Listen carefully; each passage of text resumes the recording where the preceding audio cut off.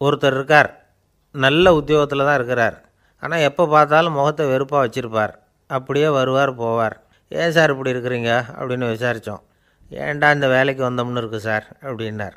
உங்கள் வேலை உங்களுக்கு பிடிக்கலையா அப்படின்னு கேட்டோம். இல்லைன்னார். இப்படிப்பட்டவங்க வெற்றிகரமான வாழ்க்கை வாழ முடியாது. இது நிபுணர்கள் கருத்து. வேலையை நேசிக்க தெரிந்தவர்கள் வெற்றி பெறுவார்கள் அப்படிங்கிறாங்க அவங்க. எந்த துறையாக இருந்தாலும் சரி, அந்த துறையில் வெற்றிகரமாக இருக்கிறவங்கள விசாரித்து பாருங்கள். எனக்கு என்னுடைய வேலை ரொம்ப பிடிக்கும் அப்படின்னு சொல்கிறவங்களாக தான் இருப்பாங்க. அப்படி இருந்தால் தான் அது வெற்றிகரமாக இருக்க முடியுது அவங்களால. ஒருத்தனுக்கு பிடித்தமான பொழுதுபோக்கே அவனுடைய தொழிலாக இருந்துட்டுதுன்னா அவனை மாதிரி கொடுத்து வச்சவன் வேறு யாரும் இல்லை அப்படிங்கிறார் பெர்னாட் ஷா. ஒரு தடவை மன்னர் ஹுமாயூன் உயிரை தண்ணீர் மொண்டு ஊற்றுகிற தொழிலாளி ஒருத்தர் காப்பாற்றினாராம் அந்த ஹுமாயூன் உயிரை. உடனே மன்னர் கேட்டிருக்கார், உனக்கு என்ன வேணும்னாலும் கேளு தரேன், உயர் பதவி வேணுமா அப்படின்னு கேட்டாராம். மன்னா, மக்களின் தாகம் தீர்க்கக்கூடிய இந்த பணியை விட உயர்ந்தது உண்டா அப்படின்னாராம் அந்த தொழிலாளி. அவரால் அவருடைய வேலையை நேசிக்க முடிஞ்சுது, அதனால் மகிழ்ச்சியாக இருக்க முடிஞ்சுது. நாமெல்லாம் அப்படி இல்லை. வேலை கிடைக்கிற வரைக்கும் கிடைச்சா போதும் அப்படின்னு இருக்கோம். கிடைச்சதுக்கப்புறம் ஏன்டா இந்த வேலைக்கு வந்தோம்னு ரொம்பவும் அழுத்துக்குவோம். சரி, நாம் இருக்கிற இடத்துல நாம் வெற்றிகரமாக இருக்க வழி உண்டா அப்படின்னா உண்டுன்னு சொல்கிறாங்க. அதாவது மன இயல் நிபுணர்கள் இருக்கிறாங்க இல்லையா, அவங்க அதுக்கு முக்கியமாக 6 வழிகள் சொல்கிறாங்க. நீங்கள் ஒரு அலுவலகத்தில் வேலை பார்க்குறவரா அப்படின்னா இதை கேளுங்க. அதாவது உங்கள் மேலதிகாரி எதிர்பார்ப்புக்கு தகுந்த மாதிரி உங்கள் வேலை இருக்குதா? அப்படி இல்லைன்னா முதல்ல உங்கள் வேலையின் தரம் உயரணும். உங்களுக்கு மேலே கீழே வேலை பார்க்குற பணியாளர்கள்கிட்ட நல்ல விதமாக பழகிறீங்களா? அந்த உறவு முறையில் ஏதாவது குறை இருந்தால் அதை கண்டுபிடிச்சி சரி பண்ணுங்கள். நம்பிக்கைக்கு உரியவர் அப்படின்னு நீங்கள் பேர் எடுக்கணும். நீங்கள் எடுக்கிற முடிவு நல்ல முடிவாக தான் இருக்கும் அப்படின்னு அடுத்தவங்க சொல்லணும். உங்கள் தோற்றத்துக்கு முக்கியத்துவம் கொடுங்க. இது மனம் உடல் ரெண்டும் சம்மந்தப்பட்டது. அதனால் மனசையும் ஆரோக்கியமாக வச்சுருக்கணும், உடம்பையும் ஆரோக்கியமாக வச்சுருக்கணும். உங்களுடைய நிர்வாகம் செயல்படுற விதத்தை நல்லா புரிஞ்சு வச்சுக்கணும். உங்களுடைய நிர்வாகம் இப்போ ஒரு காரியம் செய்யுதுன்னு வச்சுங்க, ஏன் அப்படி செய்யுது, எதுக்காக அப்படி செய்யுது, அதனுடைய குறிக்கோள் என்ன, அது நீடிக்கிறதுக்கு காரணம் என்ன, இதையெல்லாம் தெரிஞ்சுக்கணும். சிரிப்புக்கு வஞ்சகம் பண்ணக்கூடாது. நல்லா சிரிக்கணும், அப்போ தான் அது திரும்ப கிடைக்கும். கடந்த கால தோல்வியை பற்றி கவலைப்படக்கூடாது. முதலாளி விருப்பம் தெரிஞ்சு நடந்துக்கிறது நல்லது தான். அதுக்காக காக்கா பிடிக்கணுங்கிற அவசியம் இல்லை. உங்களுக்கு ஒரு பொறுப்பான வேலை கிடைக்குது, உடனே சத்தம் குழப்பம் அப்படின்னு சூழ்நிலையை இறுக்கமாக ஆக்கிடக்கூடாது.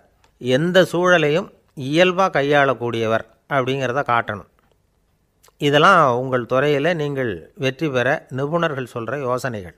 இவ்வளவு விவரமும் சொல்லிவிட்டு ஒருத்தரை பார்த்து கேட்டோம், இப்போ சொல்லுங்கள், நீங்கள் செய்கிற வேலை உங்களுக்கு பிடிச்சிருக்குதா அப்படின்னோம். ரொம்ப ரொம்ப பிடிச்சிருக்குது அப்படின்னார். சரி, என்ன செஞ்சிகிட்ருக்குறீங்க அப்படின்னு கேட்டோம். சும்மா தான் இருக்கிறேன் அப்படின்னார் அவர். அள்ள அள்ள குறையாதது அட்சய பாத்திரம், அது நமக்கு தெரியும், கேள்விப்பட்டிருக்கிறோம். ஆனால் போட போட நிரம்பாத ஒரு பாத்திரம் உண்டு. அது என்ன தெரியுமா? நம்மளில் பல பேர்கிட்ட அந்த பாத்திரம் உண்டு. அதுதான் பேராசை அப்படிங்கிற பாத்திரம். அதை நிறைவு செய்யவே முடியாது. பேராசையை பற்றி சுஃபி இலக்கியத்தில் ஒரு பிரபலமான கதை உண்டாம். அதை ஒரு பெரியவர் எடுத்து சொல்லியிருக்கிறார். ஒரு மன்னர் நகர்வலம் போயிட்டுருக்கார். ஒரு பிச்சைக்காரன் மன்னர் எதிரில் வரான். பிச்சை போடுங்கங்கிறான். என்னுடைய அமைதியை கெடுக்காதே போங்கிறார் மன்னர். அவன் சிரிக்கிறான். அரசே, உங்களுடைய அமைதி கெடக்கூடிய நிலையில் இருந்தால் அதுக்கு பேர் அமைதியே கிடையாது அப்படின்னு நானா. எதிரில் நிற்கிறது வெறும் பிச்சைக்காரன் இல்லை, யோகி அப்படிங்கிறத மன்னர் புரிஞ்சுக்கிட்டார். துறவியே, உங்களுக்கு என்ன வேணும்னாலும் கேளுங்க, கொடுக்குறேன்னாராம். அந்த துறவி மறுபடியும் சிரிக்கிறார். அரசே, உங்களால் முடியாததையெல்லாம் கொடுக்க முடியும்னு சத்தியம் செய்யாதீங்க அப்படின்னார். மன்னருக்கு கோபம் வந்துட்டுது. என்ன இவர் இப்படி சொல்கிறாரே அப்படின்னு நினச்சார். நகர்வலத்தை பாதியிலேயே நிறுத்தினார். வாங்க அரண்மனைக்குன்னார். துறவியை அழைச்சிக்கிட்டு அரண்மனைக்கு வந்துட்டார். துறவி தன்கிட்ட இருந்த பிச்சை பாத்திரத்தை நீட்டினார். இது நிறைய எனக்கு பொற்காசுகள் வேணும் அப்படின்னாராம். அவ்வளவு தானா, இது ஒரு பெரிய காரியமா அப்படின்னு கையை தட்டினாராம் மன்னர். ஒரு பெரிய தாம்பாளம் நிறைய பொற்காசுகள் சேர்ந்தது. அதை அள்ளி போட்டார். போட போட அந்த பிச்சை பாத்திரம் நிரம்பவே இல்லை. பொற்காசுகள் போட போட அவ்வளவையும் உள்ளே வாங்கிக்கிட்டே இருக்குது. அரசாங்க கஜானாவே காலி ஆகிட்டுது. மூட்டை மூட்டையாக பொற்காசுகளை கொட்டி பார்த்துட்டாங்க. அது முழுங்கிக்கிட்டே இருக்குது. கடைசி வரைக்கும் அந்த பிச்சை பாத்திரம் வந்து நிரம்பவே இல்லை. அரசர்கிட்ட இருந்த கர்வம் போயிட்டுது. அப்படியே பொத்துன்னு துறவி காலில் விழுந்தார். அப்போ அந்த துறவி சொன்னாராம், மன்னா, இந்த பிச்சை பாத்திரத்தை உங்களால் மட்டும் இல்லை, வேறு யாராலையும் நிரப்ப முடியாது. அதுக்கு என்ன காரணம்னா, இது வந்து சாதாரண பிச்சை பாத்திரம் இல்லை, பேராசைகளோடு வாழ்ந்து செத்துப்போன ஒரு மனிதனின் மண்டை ஓடுது அப்படின்னாராம். பாருங்கள், இதுதான் அந்த சுஃபி இலக்கிய கதை. செத்த பிறகும் நிறைவு இல்லைன்னா அது எப்பேற்பட்ட பேராசையாக இருக்கும்னு யோசித்து பார்த்துங்க. நம்மால் ஒருத்தர் கல்யாணம் பண்ணிக்க பொண்ணு பார்த்துக்கிட்டு இருந்தார். அழகு, அறிவு, படிப்பு எதுவும் தேவையில்லை, பணம் மட்டும் இருந்தால் போதும் அப்படின்னு பார்க்குறவங்ககிட்டெல்லாம் சொல்லி வச்சார். ரொம்ப நாளைக்கு அப்புறம் ஒரு பணக்காரர் கிடைச்சார். அவர் சொன்னார், இதை பாருங்கள், எனக்கு 20 வயசில் ஒரு மகள், அவளை நீங்கள் கல்யாணம் பண்ணிக்கிட்டால் 2 லட்சம் பணம் கொடுப்பேன்.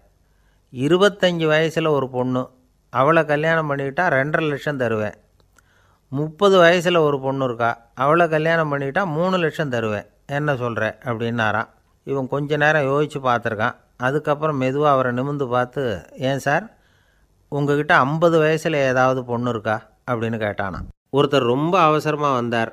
சார், மனுஷன் நிம்மதியாக இருக்கிறதுக்கு என்ன வழின்னு கேட்டார். சீக்கிரமாக ஒரு கல்யாணத்தை பண்ணிங்க, எல்லாம் சரியாக போடும் அப்படின்னோம். அவர் ஒரு மாதிரியாக பார்த்தார். ஏற்கனவே எனக்கு கல்யாணம் ஆகிட்டுது சார், அதனால தானே நிம்மதியாக இருக்கிறதுக்கு வழி கேட்குறேன் அப்படின்னார். சரி, இவர் ஒரு மாதிரியான கேஸ் அப்படின்னு நினச்சிக்கிட்டு நம்மக்கிட்ட இருந்த ஒரு சின்ன புத்தகத்தை அவர்கிட்ட தூக்கி கொடுத்தோம். இதை படித்து பாருங்கன்னு. கல்யாணத்துக்கு பிறகும் சந்தோஷமாக இருக்கிறதுக்கு என்ன வழி அப்படிங்கிற கேள்விக்கு அந்த புத்தகத்தில் விளக்கம் இருந்தது. கணவன் மனைவிக்குள்ளே சிக்கல் வராமல் இருக்கிறதுக்கு அதில் சில வழிகளை சொல்லி கொடுத்துருக்குறாங்க. அதெல்லாம் என்னென்ன அப்படிங்கிறத இப்போ பார்க்கலாமா? குடும்பம்னு இருந்தால் கோபம் வரதான் செய்யும், அது வந்துட்டு போட்டும் பரவாயில்ல. ஆனால் அந்த கோபம் ஒரே நேரத்தில் 2 பேருக்கும் வந்துடாமல் பார்த்துக்கணும். ஒரு சமயத்தில் யாராவது ஒருத்தர் தான் கோபப்படணும், அடுத்தவங்க அமைதியாக இருக்கணும்.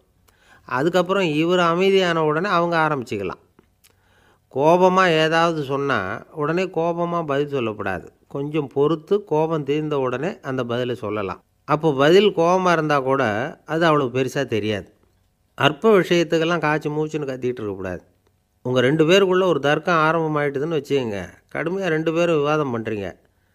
உங்களில் ஒருத்தர் இதில் ஜெயிக்கணும்னா அது நீங்களாக இருக்க வேணாம், அடுத்தவங்க ஜெயிக்கிறதுக்கு நீங்கள் துணையாக இருங்களேன். அப்படின்னா நீங்கள் கொஞ்சம் விட்டு கொடுக்கணும், அவ்வளோதான். ஏதாவது குத்தம் சொல்லணுமா, செஞ்ச தப்பை சுட்டி காட்டணுமா, விமர்சனம் பண்ணணுமா, பண்ணுங்க, வேணான்னு சொல்லலை. ஆனால் சொன்னதை அப்படி சொல்கிறத வந்து கொஞ்சம் அன்பாக இதமாக சொல்லுங்கள். எப்போது நடந்த தவறுகளையெல்லாம் இப்போ போய் மறுபடியும் ஞாபகப்படுத்திகிட்டு இருக்க வேண்டாம். நான் அப்போவே சொன்னேன் இந்த புடவை வேணாம்னு, நீங்கள் தான் கேட்கல, இப்போ பாருங்கள் கிழிஞ்சு போச்சு இப்படின்னு கத்துனாங்க ஒரு அம்மா. எப்போ சொன்னீங்கன்னு கேட்டால் ஒரு 10 வருஷத்துக்கு முன்னாடி தீபாவளி சமயத்தில் அப்படிங்கிறாங்க. அது என்ன இன்னும் அப்படியே புதுசாகவே இருக்கும்? உங்களுக்கு அவர் தான் பெருசு, அவருக்கு நீங்கள் தான் பெருசு. அதை விட இந்த உலகத்தில் வேறு எதுவும் முக்கியம் இல்லைன்னு நினைக்கணும். நீ தான் என்னுடைய உலகம்னு எத்தனை தடவை சொல்லியிருப்பீங்க? அதெல்லாம் வெறும் வசனமாக போயிடக்கூடாது. ஏதாவது ஒரு பிரச்சனையை பற்றி கடுமையாக விவாதம் பண்ணிக்கிட்டு இருக்கீங்க, அதை அப்படியே பாதியில் விட்டுட்டு படுக்கைக்கு போயிடக்கூடாது. சொச்சத்தை நாளைக்கு பேசிக்கலாம்னு. அப்படி போனால் தூக்கம் வராது. பிரச்சனையை ஒரு முடிவு பண்ணிக்கிட்டு அதுக்கப்புறமா தூங்க போகணும். ஒரு நாளில் ஒரு தடவையாவது உங்கள் ஜோடியை பாராட்டி நல்ல விதமாக கனிவாக ஒரு வார்த்தை சொல்லணும் அப்படின்னு தீர்மானம் பண்ணிங்க. ஏதாவது தப்பு பண்ணிவிட்டிங்கன்னா பரவாயில்ல, அதை ஒத்துக்கிறதுக்கும் மன்னிப்பு கேட்குறதுக்கும் தயாராக இருக்கணும். அது ஒன்றும் கேவலம் கிடையாது. வீட்டுக்குள்ளே தானே கேட்க போகிறீங்க, வெளியில் யாருக்கு தெரிய போகுதோ? எப்படியோ உங்களுக்குள்ளே ஒரு சமரசம் ஆனால் சரி தான். ஒரு தகராறுன்னு எடுத்துக்கிட்டால் குறைஞ்சபட்சம் அதுக்கு 2 பேர் தேவை. தனியாகவே உட்காந்துக்கிட்டு நான் இப்போ தகராறு பண்ணிகிட்டு இருக்கிறேன் அப்படின்னு யாரும் சொல்ல முடியாது. 2 பேர் தகராறு பண்ணுறாங்கன்னா பொதுவாக அந்த 2 பேரில் யார் அதிகமாக பேசுகிறாங்களோ அவங்க பேரில் தான் தப்பு இருக்கும். அதை மனசில் வச்சுக்கணும். இதெல்லாம் தான் அந்த புத்தகத்தில் போட்டிருக்கிற வழிமுறைகள்.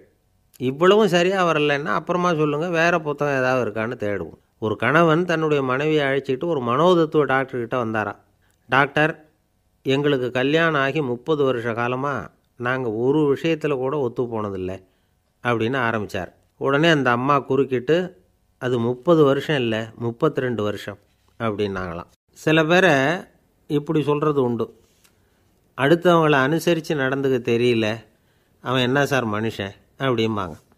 சக மனிதர்களோடு எப்படி பழகிறது அப்படின்னு தெரியாததுனாலேயே பல பேர் இன்றைக்கி சங்கடப்பட்டுக்கிட்டு இருக்கிறாங்க. வசதி வாய்ப்பெல்லாம் சரியாக இருக்கும், ஆனால் வாழ்க்கை சரியாக இருக்காது. இன்னொருத்தர்கிட்ட எப்படி பேசுறது பழகிறதுங்கிறது தெரியாதனால தான் இந்த அவஸ்தை. சரி, இந்த அவஸ்தை இல்லாமல் வாழறது எப்படி? இதுக்கு அனுபவசாலிகள் சில வழிமுறைகளை சொல்கிறாங்க. அதெல்லாம் என்னென்னங்கிறத இப்போ தெரிஞ்சுக்குவோம். முதல்ல நம்ம நாக்கு நம்ம கண்ட்ரோலில் இருக்கணும். வார்த்தைகளை கொட்டிவிட்டு அதுக்கப்புறம் அள்ள முடியாமல் கடந்து கஷ்டப்படக்கூடாது. எப்படி பேசுகிறோங்கிறதும் முக்கியம். பேசுகிறப்ப எப்படி முகத்தை வச்சுருக்கிறோங்கிறதும் முக்கியம். அன்பாக பேசினாலும் நல்லாயிருக்கும். அப்படி பேசுகிறப்ப ஆதரவாக அவர் தோள் மேலே ஒரு கையை போட்டுக்கிட்டு பேசினா இன்னமும் நல்லாயிருக்கும். ரெண்டாவது விஷயம், இன்னொருத்தர்கிட்ட பேசுகிறப்போ வாக்குறுதிகளை அள்ளி வீசக்கூடாது. கொடுக்குற வாக்குறுதி குறைச்சலாக இருக்கணும். அப்படி கொடுத்த வாக்குறுதியை கண்டிப்பாக நிறைவேற்றணும். நாம் ஒருத்தரை பாராட்டுறோம் அல்லது அவரை பற்றி அபிப்பிராயம் சொல்கிறோம்னா அது ஆக்கப்பூர்வமாக இருக்கணும். நம்ம பாராட்டு அல்லது விமர்சனம் அடுத்தவருடைய முன்னேற்றத்துக்கு உதவுறது மாதிரி இருக்கணும். நாம் சொல்கிறத கேட்டுட்டு அவன் தலையில் கையை வச்சுட்டு உட்காந்துடக்கூடாது. எப்பவும் உற்சாகமாக இருக்கணும், முகம் மலர்ச்சியாக இருக்கணும். மனுஷன் இருந்தால் வருத்தம், கவலை, ஏமாற்றம் எல்லாம் இருக்க தான் செய்யும். அதெல்லாம் மனசில் இருக்கட்டும். அந்த வருத்தமும் கவலையும் ஏமாற்றமும் சேர்ந்துக்கிட்டு நம்ம முகத்தில் இருக்கிற மலர்ச்சியை மூடி மறைக்கிறதுக்கு நாம் இடம் கொடுத்துடக்கூடாது. எந்த விஷயத்தை பற்றி யாருக்கிட்ட பேசினாலும் வெளிப்படையாக பேசணும். திறந்த மனசோடு பேசணும். மூடி மறைச்சி முழுங்கிக்கிட்டு இருக்கக்கூடாது. இன்னொருத்தர்கிட்ட பேசுகிறப்போ விவாதம் பண்ணுங்க, அது தப்பு இல்லை. ஆனால் வாதாடிக்கிட்டு இருக்கக்கூடாது. அதாவது என்ன சொல்கிறாங்கன்னா, டிஸ்கஸ் பண்ணலாம், ஆர்கியூ பண்ணக்கூடாதான். நம்மக்கிட்ட இருக்கிற நல்ல குணங்களை நாம் எடுத்து சொல்லிகிட்டு இருக்கக்கூடாது. அந்த நல்ல குணங்களே நம்மளை பற்றி எடுத்து சொல்லணும். அது மாதிரி நடந்துக்கணும். அதே மாதிரி அடுத்தவங்க கிட்ட உள்ள கெட்ட குணங்களை பற்றி அவசியம் இல்லாமல் நாம் பேச வேண்டியதில்லை. உங்களை பற்றி யாராவது தப்பாக பேசுகிறாங்களா, அப்படி அவங்க பேசுகிறதுல உண்மை இல்லையா அப்படின்னா அதை நீங்கள் பொருட்படுத்த வேண்டியதில்லை, விட்டுடலாம். அது தானாக போயிடும். ஒரு 4-5 பேரோட பேசிக்கிட்டு இருந்தீங்கன்னா எல்லாருக்கும் முக்கியத்துவம் கொடுங்க. யாரையும் அலட்சியப்படுத்தாதீங்க. தமாஷா பேசலாம். ஆனால் அவங்க தமாஷ் அடுத்தவங்களை கேலி பண்ணுறதா இருக்கக்கூடாது. நமக்கு கிடைக்க வேண்டியது கிடைக்கலையே அப்படிங்கிற தவிப்பு நம்மக்கிட்ட இருக்கக்கூடாது. அது தேவையில்லை. உங்கள் செயல்பாடுகள் தெளிவாக இருக்கட்டும். பாராட்டு தானாக அவங்கள தேடிட்டு வரும். இன்னொரு மனுஷனுடைய மனசில் கௌரவமான ஒரு இடத்த பிடிக்கணும்னா நாம் இந்த குணத்தையெல்லாம் நம்மக்கிட்ட வளர்த்துக்கணும். இதெல்லாம் அனுபவசாலிகள் சொல்லியிருக்கிற குறிப்புகள். இந்த குறிப்புகளை சரியாக புரிஞ்சுக்கணும். அது முக்கியம். தப்பாக புரிஞ்சுக்கிட்டா என்ன ஆகும் தெரியுமா? இதை கேளுங்க. ஒருத்தர் வந்தார். சார், அடுத்தவங்க தோள் மேலே கையை போட்டுக்கிட்டு அன்பாக பேசணும்னு சொன்னீங்க. அப்படி தான் பேசினேன். அவர் முதுகை கூட தட்டி கொடுத்தேன். என் வேலை போயிட்டுது சார், வீட்டுக்கு அனுப்பிச்சிட்டாங்க அப்படின்னார். யாருக்கிட்ட அப்படி பேசுனீங்கன்னு கேட்டோம். என் முதலாளிகிட்ட சார் அப்படிங்கிறார் ரொம்ப சோகமாக. இந்த உலகமே ஒரு நாடக மேடை. நாம் எல்லாரும் நடிகர்கள். இது ஞானிகள் சொல்கிறது. இது ஒரு பக்கம் இருக்கட்டும். இந்த உலகத்துக்குள்ளே எத்தனையோ நாடக மேடைகள், எத்தனையோ நடிகர்கள், எத்தனையோ நாடகங்கள். இதெல்லாம் எப்படி ஆரம்பமாச்சு? அதுதான் இன்றைக்கி தகவல். அதாவது ஆதி மனிதன் பேச ஆரம்பிக்கிறதுக்கு முன்னாடி சைகையாலேயே எல்லாத்தையும் சொல்லிகிட்டு இருந்தான். அதனால் அப்போவே நடிப்பு ஆரம்பமாயிட்டுது. முதல்ல ஒரு வேட்டையைத்தான் அவன் நடித்து காட்டியிருப்பான். இவன் எப்படி போனான், எதிரில் மிருகம் எப்படி வந்தது, அதோடு எப்படி சண்டை போட்டான், எப்படி அடித்து கொண்டுகிட்டு வந்தான். இதை அப்படியே மற்றவங்களுக்கு நடித்து காட்டியிருப்பான். ஏன்னா மொழி கிடையாது. இந்த காலத்துலலாம் நாடகங்களில் நடிக்கிறவங்கள நடிகர்கள்ங்கிறோம். ஒரு காலத்தில் இவங்களுக்கு என்ன பேர் தெரியுமா? திஸ்பியர்கள் அப்படின்னு பேரான். இதுக்கு காரணம் உண்டு. அதாவது 2000 வருஷத்துக்கு முன்னாடி கிரீஸ் நாட்டில் திசிபியஸ் அப்படின்னு ஒரு ஆள் இருந்தான். அவன் ஒரு பெரிய நாடக கலைஞன். அவன் சில இளைஞர்களை சேர்த்துக்கிட்டான், பயிற்சி கொடுத்தான், நாடக குழுவை உருவாக்கினான். நடிகர்களையும் நாடகத்துக்கு தேவையான பொருள்களையும் ஏற்றிக்கிட்டு போகிறதுக்கு ஒரு வண்டியையும் தயார் பண்ணான். அந்த வண்டியிலேயே அவன் கிரேக்க நாடு பூராவும் சுற்றினான். ஊர் ஊராக நாடகம் போட்டான். ஒரு ஊருக்கு போனதும் அங்கே நாடகம் நடத்த தியேட்டர் இருக்கா அப்படிங்கன்னெல்லாம் பார்க்குறதில்ல அவன். ஏன்னா அப்போலாம் தியேட்டர்னா என்னென்ன தெரியாது. நாடகம்னா அதை ஒரு மூடிய கொட்டைக்குள்ளே தான் நடத்தணுங்கிறது அப்போ யாருக்குமே தோணலை. இந்த வண்டி போகும், அதுவே ஒரு பகுதி அப்படியே ஒரு மேடை மாதிரி விரிச்சிக்கும். அதில் ஏறி நின்றுக்கிட்டு நாடகத்தை நடித்து காட்டுவாங்களாம். மக்கள்லாம் எதிரில் தரையில் உட்காந்து அதை பார்த்துக்கிட்டு இருக்கிறது. உலகத்தின் முதல் நடமாடும் தியேட்டர் இது தானா. இந்த திசிபியஸ் தான் முதலாக உலகத்தில் நாடகங்கிற பொழுதுபோக்கை நடத்தி காட்டினவன் அப்படின்னு சொல்கிறாங்க. அவன் சொந்தமாக நாடகம் எழுதுனான், நடித்தான், நாடகத்தை இயக்கினான். அதனால தான் அவனை first man of the theatre அப்படின்னு சொல்லுவாங்க. அவன் தான் நாடக மேடையின் முன்னோடி. கிரேக்கர் காலத்திலேயே நாடக ஆசிரியர்கள், நடிகர்கள், ரசிகர்கள் இவங்கெல்லாம் உருவாயிட்டாங்களாம். நாடகத்தின் சரித்திரத்தில் இந்த 3 பிரிவும் ரொம்ப முக்கியம். அதாவது கிரேக்க தியேட்டர்கள்லாம் திறந்த வெளி மேடைகள் தான். பெரும்பாலும் மலைச்சரிவுகள், அதுவே படிப்படியாக பண்ணியிருப்பாங்க. கீழே அரைவட்ட வடிவில் மேடை, அதுக்கு ஆர்கெஸ்ட்ரான்னு பேர். பிற்காலத்தில் இதில் உட்காந்து இசைக்குழுவினர் வாய்ச்சதுனால இசைக்குழுவுக்கே ஆர்கெஸ்ட்ராங்கிற பேர் வந்துட்டுது. இப்போது கிரேக்க தியேட்டர்களில் ஒன்று, அதோட காலம் கிமு 340. அதை இன்னமும் பாதுகாத்து வச்சுருக்கிறாங்களாம். எபிடாரஸ் அப்படிங்கிற இடத்துல அது இருக்குதான். இன்னமும் அந்த தியேட்டரை பயன்படுத்திக்கிட்டு வர்றாங்களாம். சிறந்த கிரேக்க நாடகங்கள்லாம் அங்கே நடிக்கிறாங்களாம். ஆரம்ப காலத்திலேயே கட்டணம் கிடையாது. அப்புறம் பின்னாடி தான் நுழைவு கட்டணம்லாம் அப்படியே வந்துட்டு தான். நடிகர்கள் பளபளப்பான ஆடைகள் உடுத்தியிருப்பாங்களாம். இந்த குதிகால் உயர்ந்த காலணிகள் போட்டிருப்பாங்களாம். இதெல்லாம் பழைய குறிப்புகள். பலவிதமான உருவங்களில் மாஸ்க் அப்படின்னு சொல்லப்படுற முகமூடி. அதனால் ஒரே நடிகர் பல வேடங்களில் நடிக்கிறது உண்டான். ஆரம்பத்தில் பெண் நடிகர்கள் கிடையாது, எல்லாம் ஆண் நடிகர்கள் தான். ரோமானியர்கள் தான் முதல் நிரந்தர நாடக மேடையை கட்டினவங்க. அதுதான் முதல் தியேட்டர். கிமு 1048 காலகட்டத்தில் பாம்பிங்கிற நகரத்தில் அதை கட்டியிருக்கிறாங்களாம். கிரேக்க ரோமானிய தியேட்டர்களின் அடிப்படையிலேயே இந்த இத்தாலிய வடிவமைப்பாளர்கள் இந்த குதிரை லாட வடிவில் ஒரு ஆடிட்டோரியத்தை உருவாக்கினாங்களாம். இப்படி அதை பற்றி நிறைய தகவல் இருக்குது. 1576 லண்டனில் இந்த பின்ஸ்பர்ரி, அப்புறம் இந்த பில்ட்ஸில், அப்புறம் ஜேம்ஸ் இப்படிங்கிறவர் முயற்சியால் தான் இங்கிலாந்தில் முதல் தியேட்டர் உருவாச்சான். அப்படி ஒருத்தர் இருந்தாராம். உலக நாடக மேடையின் வரலாறு இதுதான். அதாவது இப்போல்லாம் அறிவியல் வளர்ச்சி அதிகமாகிட்டுது. திரைப்படம், தொலைக்காட்சி எல்லாம் வந்தாச்சு. ஒவ்வொரு வீடுமே ஒரு குட்டி தியேட்டர் மாதிரி ஆகிட்டுது. தொலைக்காட்சி முன்னாடி உட்காந்தா எழுந்திருக்கவே மனசு வர்றதில்லை. ஒரு அம்மா ஒரு மனோதத்துவ டாக்டரை தேடிட்டு வந்தாங்களாம் இந்த காலத்தில். டாக்டர், எங்கள் வீட்டுக்காரர் எப்போ பார்த்தாலும் டிவி முன்னாடி உட்காந்துக்கிட்டு அதையே வெறிச்சு பார்த்துக்கிட்டு இருக்கிறார், உத்து பார்த்துக்கிட்டு இருக்கார், எனக்கு சந்தேகமாக இருக்குன்னாங்களாம். இது மனக்கோளாறு இல்லைங்க, ஆர்வக்கோளாறு, அவ்வளவுதான், இதுக்காக பயப்படாதீங்கன்னாரான் டாக்டர். அப்படி இல்லை டாக்டர், டிவி ஓடும் பொழுது நாம் எல்லாம் அதை பார்க்குறோம் சரி, ஆனால் அவர் அப்படி இல்லை, டிவியை நிறுத்தினதுக்கு அப்புறமும் அதையே உத்து பார்த்துட்டு உட்காந்துருக்கிறார், அதனால தான் சந்தேகப்பட்டு உங்ககிட்ட வந்தேன் அப்படின்னாங்களாம். ஒரு சின்ன பையன் வந்தான். அவனை பார்த்து ஒரு கேள்வி கேட்டோம். ஏன்ப்பா உங்கள் வீட்டில் அம்மா புத்திசாலியா அப்பா புத்திசாலியா அப்படின்னு. அவன் அலட்சியமாக நம்மளை பார்த்து சிரிக்கிறான்.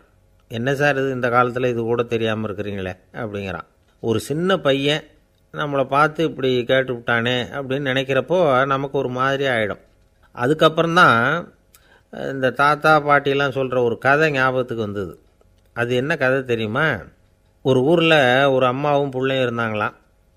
அந்த மகனுக்கு திடீர்னு தேசாந்திரம் போய் வரணும்னு ஆசை வந்துட்டுது. ஊராக போய் சுற்றி பார்க்கணுங்கிற ஆசை. அந்த அம்மாவுக்கு இது பிடிக்கல. மகனை பிரிஞ்சு இருக்கிறதுக்கு அவங்க மனசு இடம் கொடுக்கல. வேணாப்பான்னு சொல்லி பார்த்தாங்க, அவன் கேட்கல. திடீர்னு புறப்படவும் செஞ்சுட்டான். சரி, இனிமேல் அவனை தடுக்க முடியாதுன்னு முடிவு பண்ணிட்டாங்க அந்த அம்மா. இருந்தாலும் புத்திசாலித்தனமாக ஒரு யோசனை பண்ணாங்க. மகனை கிட்டத்தில் கூப்பிட்டாங்க. அவங்ககிட்ட சொன்னாங்க, இதை பாருப்பா, நீ தேசாந்திரம் போகிறதுன்னு தீர்மானம் பண்ணிவிட்ட, அதை நான் தடுக்கலை, போயிட்டு வந்துடும். ஆனால் போகிறதுக்கு முன்னாடி எனக்கு ஒரு வாக்குறுதி கொடுத்துட்டு போ அப்படின்னாங்க. போகிறப்போ ராத்திரியாக இருந்தாலும் பகலாக இருந்தாலும் சரி, புளிய மரத்து நிழலில் தான் தங்கணும். திரும்பி வர்றப்போ இரவும் பகலும் நீ வேப்ப மரத்து நிழல்லே தங்கணும் அப்படின்னாங்க. சரி, அப்படியே செய்கிறேன்னு சொல்லி வாக்குறுதி கொடுத்தான் பையன். புறப்பட்டு போனான். போகிற வழியில் புளிய மரத்து நிழல்லையே தங்கினான், தூங்கினான். அப்படி போய்கிட்டே இருந்தான். 7ஆவது நாள் அவன் உடம்பு சுகமில்லாமல் போயிட்டுது. ரொம்பவும் பலவீனமாயிட்டான். இனிமேல் நடக்க முடியாதுங்கிற நிலைமை வந்துட்டுது. யோசித்து பார்த்தான். சரி, இதுக்கு மேலே போக வேண்டாம் அப்படின்னு முடிவு பண்ணிவிட்டு திரும்பி வர ஆரம்பிச்சிட்டான். திரும்பி வர்றப்போ வழியில் வேப்ப மரத்து நிழல்லையே தங்கி வந்தான். நாளுக்கு நாள் உடம்பு சரியாக வந்துட்டுது. 7ஆவது நாள் வீட்டுக்கு சேர்றான். உடம்பு பழையபடியே கலகலப்பாயிட்டுது. பூரண சுகம். தேசாந்திரம் போன பையன் திரும்பி வந்துட்டானே அப்படின்னு அந்த அம்மா ஆச்சரியப்படலை. ஏன்னா அவங்களுக்கு தெரியும் இப்படி ஆகும்னு. பையன் சீக்கிரமாக திரும்பி வரணுங்கிறதுக்காக தான் அவங்க அந்த யோசனையை சொன்னாங்க. என்ன விஷயங்கிறதையும் அவங்களே சொன்னாங்க. மகனே, புளிய மரத்து நிழல் உடம்புக்கு உஷ்ணத்தை கொடுக்கும், சீக்கம் உண்டாக்கும். அதனால் நீ தொடர்ந்து புளிய மரத்து நிழலில் தங்கினாவே நோய்க்கு ஆளாயிட்ட. அதனால் பயணத்தை முடிச்சுக்கிட்டு திரும்பி வரணுங்கிற முடிவுக்கு வந்துட்ட. திரும்பி வர்றப்போ நீ தங்கினது வேப்ப மரத்து நிழல். அது உடம்புக்கு வந்து குளிர்ச்சியை தரக்கூடியது, நோயை தீர்க்கக்கூடியது. அதனால் சுகமாக வீட்டுக்கு வந்து சேர்ந்துட்ட. உன்னோட தேசாந்திர பயணத்தை தடுக்கிறதுக்காக தான் இப்படி பண்ணினேன் அப்படின்னாங்களாம் அந்த அம்மா. பார்த்தீங்களா அம்மாவோட புத்திசாலித்தனத்தை? அப்பாவாக இருந்தால் இப்படியா பண்ணுவார்? ஒரு அப்பா வந்து பையன்கிட்ட 10 ரூபா கொடுத்து இதை எடுத்துக்கிட்டு அடுத்த ஊருக்கு போய் அங்கே இருக்கிற மாமா கிட்ட இதை கொடுத்துட்டு வாடா, வழியில் எங்கேயாவது மரத்தடியில் படுத்து தூங்கி விடாதே அப்படின்னு எச்சரிக்கை பண்ணி அனுப்புனாராம். பையனுக்கு எச்சரிக்கையாக வாழறது எப்படிங்கிறத கற்றுக் கொடுக்கறதுக்காக இப்படி பண்ணார். அவன் பணத்தை வாங்கிட்டு போனான். அப்பா சொன்னதை மறந்துட்டு ஒரு மரத்தடியில் படுத்து தூங்கிட்டான். அவனுக்கு தெரியாமல் அவன் பின்னாடியே போன அப்பா அவன் கையில் இருந்த அந்த 10 ரூபாயை நைஸாக எடுத்துகிட்டு வந்துட்டார். அவன் பையில் தானே வச்சுருந்தான், அது தெரியாமல் எடுத்துகிட்டு வந்துட்டார். அவன் தூங்கிக்கிட்டு இருக்கான். எடுத்துகிட்டு ஒரு மறுபடியும் வீட்டுக்கு வந்துட்டார். பையன் முழிச்சுக்கிட்டு பையை தடவி பார்க்குறான், பணத்தை காணும். அழுதுகிட்டே திரும்பி வந்தான். அப்பா கிட்ட விஷயத்த சொன்னான். அப்பா சிரிச்சுக்கிட்டே சொன்னார், அதுக்கு தான்ப்பா ஆரம்பத்திலேயே எச்சரிக்கை பண்ணினேன், இனிமேலாவது நீ ஜாக்கிரதையாக இருக்கணும் அப்படிங்கிறதுக்காக தான் இப்படி பண்ணினேன். அந்த பணம் எங்கேயும் போயிடலை, நான் தான் அதை உனக்கு தெரியாமல் எடுத்து வச்சிருக்கிறேன்.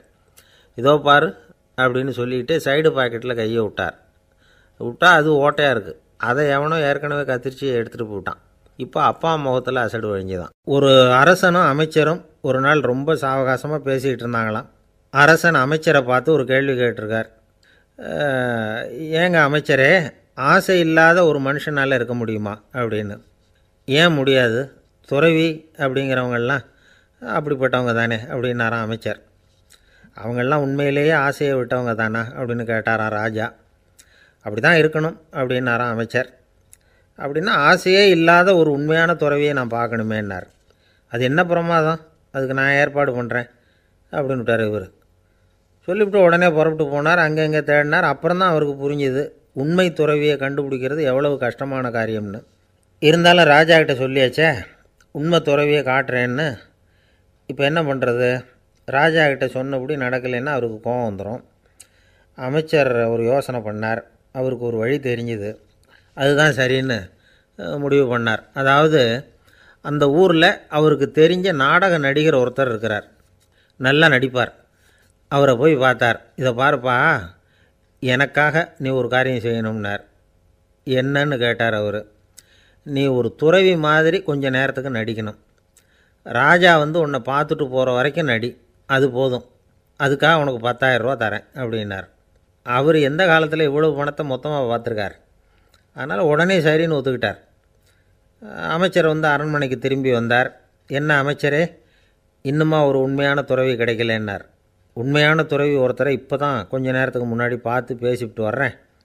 அவர் நம்ம ஊருக்கு வெளியில் குளத்தங்கரையில் உள்ள ஒரு ஆலமரத்துக்கு அடியில் உட்காந்துருக்கிறார் அப்படின்னார் இவர். அப்படின்னா உடனே புறப்படுங்க அப்படின்னார் ராஜா. பரிவாரங்களோடு புறப்பட்டார்.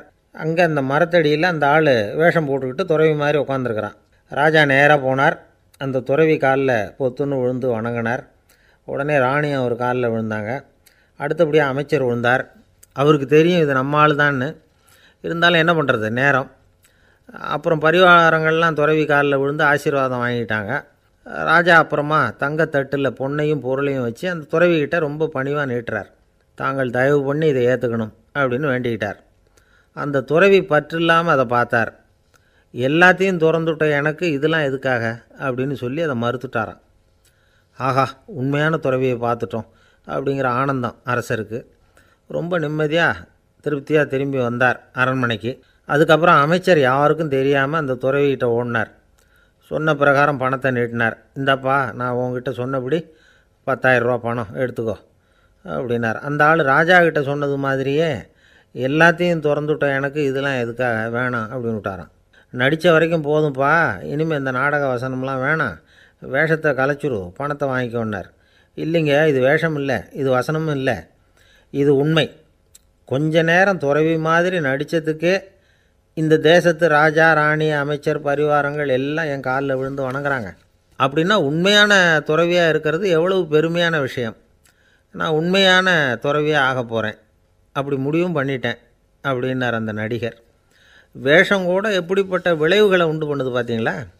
நம்மால் ஒருத்தன் ரொம்ப வசதியாக தான் இருந்தான். ஒரு நாள் அவன் சொத்து பூரா திருட்டு போட்டுது. அதுக்கப்புறம் இவன் துறவி மாதிரி ஆகிட்டான். ஊர் ஊராக சுற்றினான். ஒரு குருநாதரை தேடி கண்டுபிடிச்சான். அவர்கிட்ட சீடனாக சேர்ந்துக்கிட்டான். அவனை பார்த்து ஒருத்தர் கேட்டார், நீ உண்மையான சீடன் தானான்னு. இல்லைங்க, சீடன் மாதிரி நடிச்சுக்கிட்டு இருக்கிறேன் அப்படின்னா. அது குரு துரோகம் இல்லையா அப்படின்னு கேட்டார் அவர். இல்லைங்க, நான் பண்ணது குரு துரோகம் இல்லை, என் குரு பண்ணது தான் துரோகம். என்னுடைய பணத்தை கொள்ளையடித்தது இவர் தான். அதை எங்கே வச்சுருக்காருன்னு கண்டுபிடிக்கிறதுக்காக தான் இவர்கிட்ட வந்து சீடனாக சேர்ந்துருக்கிறேன் அப்படின்னா. ஒரு ஆள் இருந்தான், நிறைய பணம் சம்பாதிச்சான். ஆனால் செலவு பண்ண மனசு வரல, கருமி. அவன் என்ன பண்ணான், சேர்த்த பணம் பூராவையும் ஒரு மரத்தடியில் புதைச்சி வச்சுருந்தான். வாரத்துக்கு ஒரு தடவை அந்த மரத்தடிக்கு வருவான், புதைச்ச இடத்த ஆவலோடு பார்த்துக்கிட்டு இருப்பான், அதுக்கப்புறம் போயிடுவான். அவ்வளவுதான். ஒரு நாள் ஒரு திருடன் வந்தான், இவன் புதைச்சி வச்சுருந்ததெல்லாம் எடுத்துகிட்டு போயிட்டான். இது தெரிஞ்சு போச்சு. அந்த கருமி புலம்ப ஆரம்பிச்சிட்டான். இவன் புலம்பலை கேட்டதும் அக்கம் பக்கத்தில் இருந்தவங்கெல்லாம் ஓடி வந்தாங்க. என்ன விஷயம்னு விசாரித்தாங்க. இவன் சொன்னான். ஒரு பெரியவர் கேட்டார், ஏன்ப்பா வாரம் வந்து இந்த இடத்த பார்க்குறதாக சொன்னியே, எப்போவாவது இதில் இருக்கிற பணத்தை எடுத்து செலவு பண்ணியிருக்கியா அப்படின்னு கேட்டார். நான் அப்பப்போ வந்து அதை பார்க்குறது தான் வழக்கம், அதை தொட்டதே இல்லைன்னு அவன். சரி, அப்படின்னா இப்போவும் நீ அதே மாதிரி வாரம் ஒரு தடவை வந்து இந்த இடத்த பார்த்துட்டு போகலாமே அப்படின்னாராம் அந்த பெரியவர். அதுவும் சரிதானே, எவ்வளவு காலமானாலும் அவன் அந்த பணத்தை எடுத்து செலவு பண்ண போகிறதில்ல. அப்படி இருக்கிறப்ப உள்ளே பணம் இருந்தாலும் ஒன்று தான், இல்லாமல் போனாலும் ஒன்று தான். இதிலேருந்து என்ன புரியுதுன்னா, ஒருத்தர்கிட்ட இருக்கிற பணத்தை கொண்டு அவர் பணக்காரரா ஏழையா அப்படின்னு முடிவு செய்கிறது சரியில்லை. அந்த செல்வத்தை அனுபவிக்கிற திறன், பயன்படுத்துகிற திறன், அதை வச்சு தான் அவர் ஏழையா பணக்காரரா அப்படிங்கிறத நிர்ணயம் பண்ணணும். அதுதான் சரி. செலவு பண்ண தெரியாதவன் சேகரம் பண்ணிகிட்டே இருக்கிறதுனால என்ன பிரயோஜனம்? தலைமுடியே இல்லாதவன் தாராளமாக சீப்புகளை வாங்கி சேகரம் பண்ணுறது மாதிரி தானே இது. சில சமயம் செலவு பண்ண நாம் தயாராக இருந்தால் கூட அந்த செல்வம் நமக்கு பயன்படுறதில்ல. அரேபியாவில் ஒரு நகை வியாபாரி விலை உயர்ந்த முத்துக்களை எல்லாம் அவர் வச்சு வியாபாரம் பண்ணிகிட்டு இருந்தார். அவர் ஒரு சமயம் ஒரு பாலைவனம் வழியாக போயிட்டுருக்கிறார் ஒட்டகத்தில். அப்போது திடீர்னு கடுமையான புயல் வீச ஆரம்பிச்சுட்டுது. திசை தவறி இவர் எங்கேயோ வந்துட்டார். கூட வந்தவங்களையும் காணலை, எங்கே போனாங்களோ தெரியல. இவர் ரொம்ப பயந்து போய் அங்கே எங்கேயுமா அலைஞ்சு திரியிறார். வழியே தெரியல, பசி கடுமையாயிட்டுது. ஒட்டகத்து முதுகில் ஒரு மூட்டை இருந்தது, அதை பிரித்து பார்த்தார். உள்ளே ஏதாவது இருக்கான்னு தேடி பார்க்குறார். அது வரைக்கும் கண்ணில் தட்டுப்படாத அபூர்வமான ஒரு பை கண்ணில் பட்டுது. ஆஹா, அதில் ஏதாவது சாப்பிட்றதுக்கு இருக்கும் அப்படின்னு நினச்சி ஆவலாக அதை பிரித்து பார்க்குறார். அந்த பையில் விலை உயர்ந்த முத்துக்கள் நிறைய இருந்துதான். அப்போ தான் அவர் நினச்சாராம், விலை உயர்ந்த முத்துக்கள் கூட சாப்பிட்றதுக்கு உணவாக முடியாது அப்படிங்கிறத புரிஞ்சுக்கிட்டாராம். எந்த நேரத்தில் எது நமக்கு தேவையோ அது நமக்கு தாராளமாக கிடைக்கணும். அப்படி அது கிடைக்கிறதுக்கு நம்மக்கிட்ட இருக்கிற செல்வம் பயன்படணும். அது நமக்கும் பயன்படலாம், நம்ம மூலமாக அடுத்தவங்களுக்கும் பயன்படலாம். அதுதான் செல்வத்தின் பயன். ஒரு மரத்தடியில் ஒருத்தன் உட்காந்து அழுதுகிட்டு இருந்தான். அந்த பக்கமாக வந்த இன்னொருத்தன் ஏப்பா அழுதுகிட்டு இருக்கிறேன்னு கேட்டான். இந்த இடத்துல தான் பூமிக்கு அடியில் பணம் இருக்குது, புதைச்ச இடம் தெரியல, அதான் அழறேன் அப்படின்னா. நல்லா ஞாபகப்படுத்தி பாரு, எந்த இடத்துல புதைச்ச அப்படின்னு கேட்டான் இவன். அது எப்படி எனக்கு தெரியும், புதைச்சி வச்சிருக்கிறவன் நான் இல்லையே, எங்கள் எதிர்த்த வீட்டுக்காரன் அப்படின்னானா இவன். அந்த ஆள் என்னை கண்ணாப்புண்ணான்னு திட்டிவிட்டான் சார், அதை நினச்சா எனக்கு ரொம்ப வருத்தமாக இருக்குது அப்படின்னு சொல்லி கவலைப்பட்டார் ஒருத்தர். இதில் கவலைப்படுறதுக்கு என்ன இருக்குது அப்படின்னார் ஒரு பெரியவர். அவர் ஒரு மகான். என்ன சார் இப்படி சொல்கிறீங்க, ஒருத்தர் நம்ம பார்த்து திட்டுனா வருத்தமாக இருக்காதா அப்படின்னார். அது எப்படி வருத்தமாக இருக்கும், திட்டுறதுங்கிறது என்ன, அது வெறும் சத்தம் தானே அப்படின்னார் அந்த பெரியவர். நம்ம ஆளுக்கு தலையை பிச்சுக்கலாம் போல் இருந்தது. இருக்காத அப்படின்னா நமக்கே அப்படி தானே தோணுது. அந்த பெரியவர் சொல்கிறது ரொம்ப பெரிய விஷயம். அதை நாம் புரிஞ்சிக்க முயற்சி பண்ணலாம்னா நடைமுறை வாழ்க்கைக்கு அது ஒத்து வர்றது மாதிரி தெரிய மாட்டேங்குது. இருந்தாலும் அந்த பெரியவர் அதுக்கு என்ன தான் விளக்கம் கொடுக்குறாருன்னு பார்ப்போமே. ஒரு ரயில் போயிட்டுருக்கு, அதில் ஒரு சாது போயிட்டுருக்கார். அந்த ரயில் வந்து அவர் ஹரித்வாரம் போயிட்டுருக்கார். அவர் ரயிலில் ஏகப்பட்ட கூட்டம். நம்ம ஊர் ரயில் கேட்க வேணும், டிக்கெட் வாங்கிட்டு கொஞ்சம் பேர், வாங்காத கொஞ்சம் பேர். அது என்னத்துக்கு அனாவசியமாக டிக்கெட் அப்படிங்கிற நினப்பில் பாதி பேர். இந்த கூட்டத்துக்கு மத்தியில் அந்த சாதுவும் போயிட்டுருக்கிறார். உட்கார்றதுக்காக இருந்த இடத்துல ஒரு ஆள் படுத்துருக்கிறான், கொஞ்சம் முரட்டு ஆசாமி. அவன் கால் பக்கத்தில் கொஞ்சோண்டு இடம் பாக்கி இருந்தது. அந்த இடத்துல இந்த சாது உட்காந்துருந்தார். மெதுவாக உட்காந்துக்கிட்டார் போய்.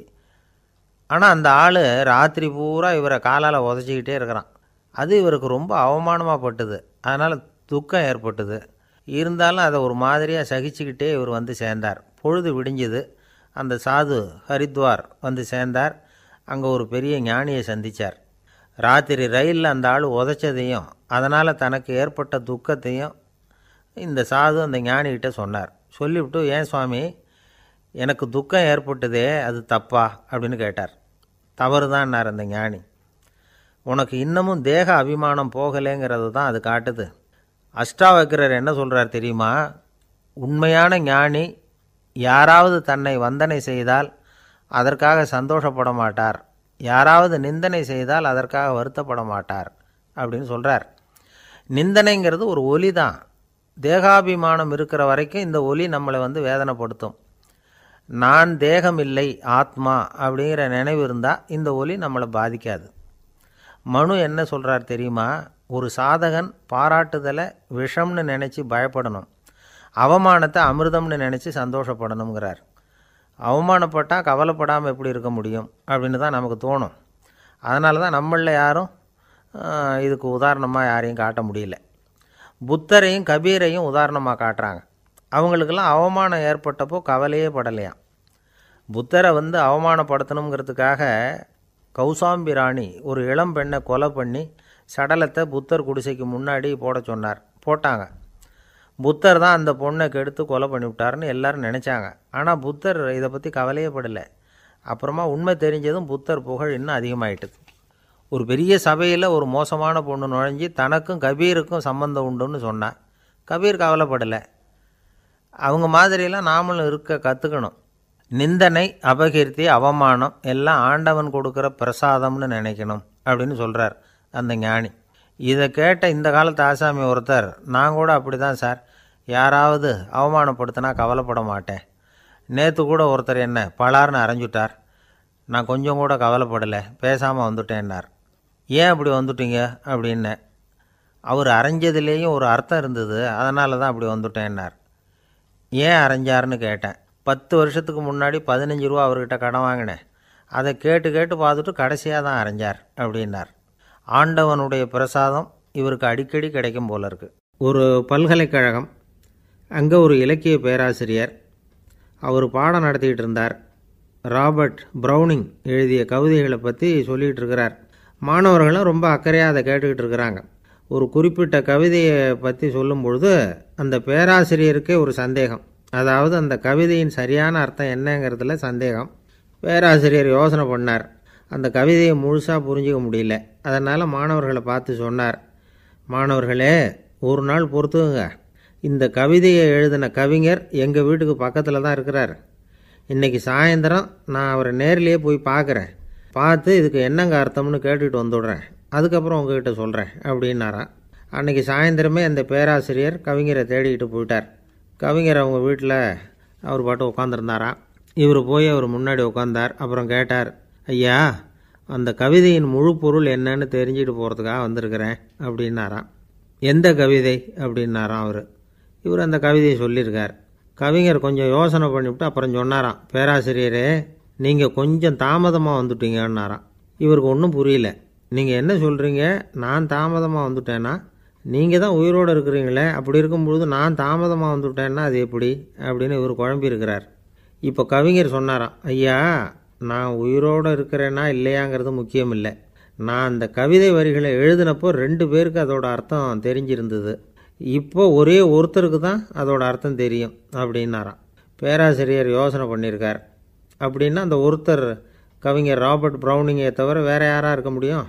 இவர் தான் அப்படிங்கிறத அவர் மனசில் நினச்சிக்கிட்டார். அதனால் சொன்னார், ஐயா, நான் தாமதமாக வரல, அந்த கவிதையின் பொருள் என்ன அது சொல்லுங்கன்னார். பேராசிரியரே, நான் சொல்கிறது உங்களுக்கு புரியலன்னு நினைக்கிறேன். நான் இந்த வரிகள் எழுதினப்போ 2 பேருக்கு அதோட அர்த்தம் தெரிஞ்சிருந்தது.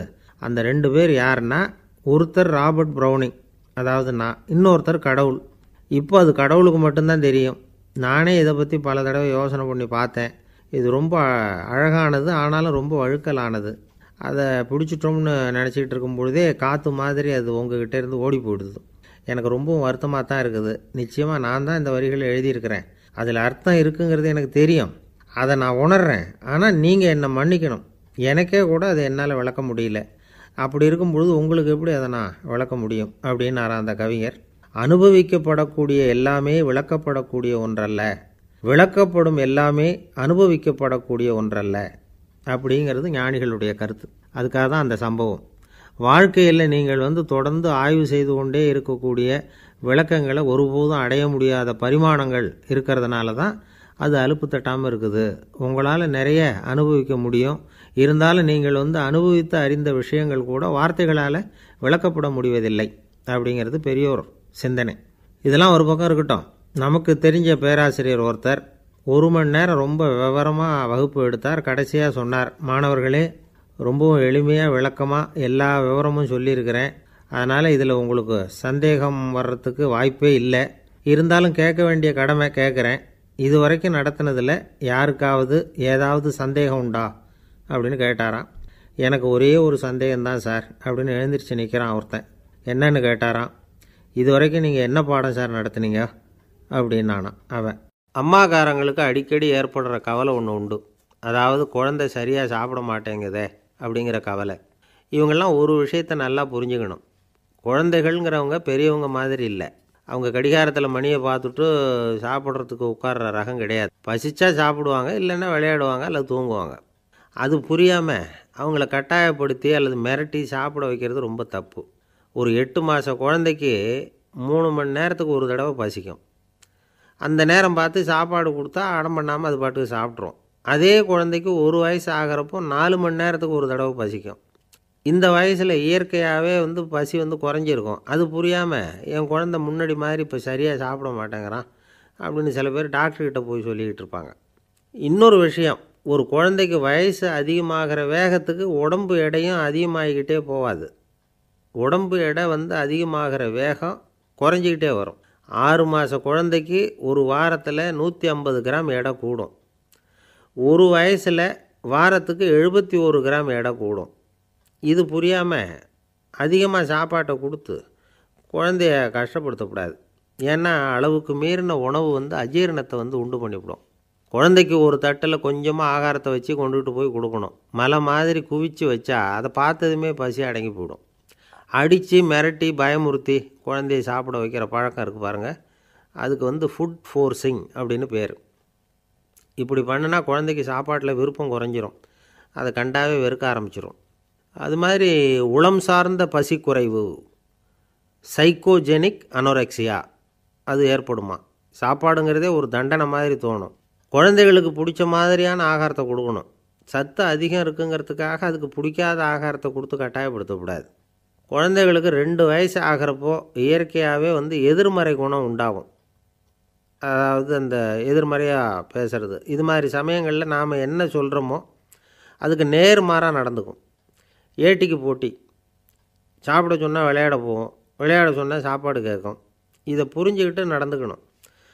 குழந்தை சொன்ன பேச்சை கேட்கலேன்னு கோவப்படக்கூடாது. குழந்தை வளர வளர பிடிவாத குணம் வர்றது சகஜம். கேட்டதை வாங்கி கொடுத்தா தான் சாப்பிடுவேன் அப்படின்னு பிடிவாதம் பண்ணும். வாங்கி கொடுத்துடுறது தான் உத்தமம். நீங்களும் அதுக்கிட்ட பிடிவாதம் பண்ணிகிட்டு இருக்கக்கூடாது. ஏன்னா கேட்டது கிடைக்கலையேங்கிற ஏமாற்றம் கூட குழந்தையோட பசியை குறைச்சிரும். கேட்டது கிடைச்சிட்டா பசி அதிகமாகும். கொடுத்ததை மலமலன்னு சாப்பிட்றோம். குழந்தைகளுக்கு கண்ட கண்ட நேரத்தில் சாப்பிட்றதுக்கு எதையாவது வாங்கி கொடுத்துக்கிட்டு இருந்தால் சாப்பாட்டு நேரத்தில் சாப்பிடாமல் அடம் பண்ண ஆரம்பிச்சிடும். பள்ளிக்கூடம் போகிற பிள்ளைங்க காலை உணவை சரியாக சாப்பிட மாட்டாங்க. அச்சம், அவசரம், பரபரப்பு இதெல்லாம் தான் காரணம். பள்ளிக்கு புறப்படுறதுக்கு ஒரு 3/4 மணி நேரத்துக்கு முன்னாடியே சாப்பாடு போட்டுருங்க, அது சரியாக போடும். படிக்கிற குழந்தைகள் உடல் சோர்வு, மனச்சோர்வு இது காரணமாக கூட சாப்பிட மறுக்கிறது உண்டு. இப்போ உதாரணமாக சாயந்தரம் விளையாடி விட்டு வீட்டுக்கு வந்ததும் சாப்பிட சொன்னால் வேணாம்பாங்க. இது உடல் சோர்வு. ரொம்ப நேரம் வீட்டு பாடங்களை செஞ்சு முடித்த கையோடு சாப்பிட சொன்னாலும் அவங்களால சரியாக சாப்பிட முடியாது. இது உளச்சோர்வு, அதாவது மனச்சோர்வு. இதை தவிர குழந்தைகளுக்கு உடல் நலக்குறைவு ஏற்பட்டால் கூட சாப்பிட மறுக்கிறது உண்டு. சில மருந்து மாத்திரைகள் கூட பசியை குறைச்சிரும். அதனால் சரியாக தெரிஞ்சுக்கிட்டு குழந்தைகளை சாப்பிட வைக்கணும். அது புரியாமல் கையில் சாப்பாட்டு தட்டை வச்சுக்கிட்டு குழந்தைகளை விரட்டிக்கிட்டு அலையக்கூடாது. ஒரு சின்ன பையன் சொன்னான், எங்கள் அம்மா சாப்பாடு போடுறது தெரிஞ்சால் நான் உடனே வீட்டை விட்டு வெளியில் ஓடி போடுவேன் அப்படின்னா. ஏன் அப்படி பண்ணுறேன்னு கேட்டோம். எங்கள் அப்பா கூட அது மாதிரி தான் சார் பண்ணுவார் அப்படிங்கிறான். பந்திக்கு முந்துற ஆசாமிகள் நம்மளில் பல பேர் உண்டு. அப்படி முந்துறதுக்கு கூட முயற்சி பண்ணுறவங்க நிறைய பேர் இருக்கிறாங்க. இதில் என்ன ஒரு விஷயம்னா, பந்திக்கு முந்துறது கூட தப்பு இல்லை.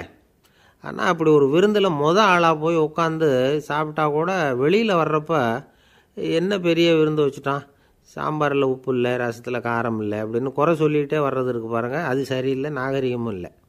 கல்யாண பத்திரிகையில் என்ன போட்டிருக்குது, என் பொண்ணுக்கும் இன்னார் பையனுக்கும் கல்யாணம், எல்லாரும் குடும்பத்தோடு வந்திருந்து மணமக்களை வந்து ஆசீர்வதிக்கணும், இப்படி தானே போட்டிருக்கோம். குடும்பத்தோடு வந்து விருந்து சாப்பிட்டு சாப்பாடு எப்படி இருக்குன்னு அபிப்பிராயம் சொல்லிவிட்டு போங்க அப்படின்னா போட்டிருக்கு கல்யாண பத்திரிகையில்.